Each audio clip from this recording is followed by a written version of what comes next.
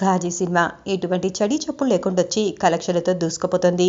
ఈ సినిమాని ప్రశంసించిన వాళ్ళు లేరంటే ఏమాత్రం అతిశయోక్తి కాదు. ఈ సినిమాపై ప్రశంసల జల్లు కురిపిస్తున్నారు మన ఇండస్ట్రీ పెద్దలు. మన ఇండస్ట్రీ నుంచి ఓ సినిమాకు ఈ స్థాయిలో రెస్పాన్స్ రావటం నిజంగా చాలా గొప్ప విషయం అని చెప్పాలి. సూపర్ స్టార్ మహేష్ బాబు సైతం ఈ సినిమా మీద చాలా ఇంట్రెస్ట్ చూపించాడట.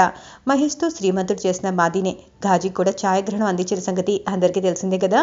మహేష్ అతడికే ఫోన్ చేసి అభినందనలు తెలపడంతో పాటు ఈ సినిమాని ఏ భాషలో చూస్తే బెటర్ అని అడిగాడట. మహేష్ ఫోన్ చేసి కంగ్రెస్ చెప్పారు. ఈ సినిమాను ఏ భాషలో చూస్తే ఫీల్ బాగుంటుంది అని దాపరికం లేకుండా అడిగారు.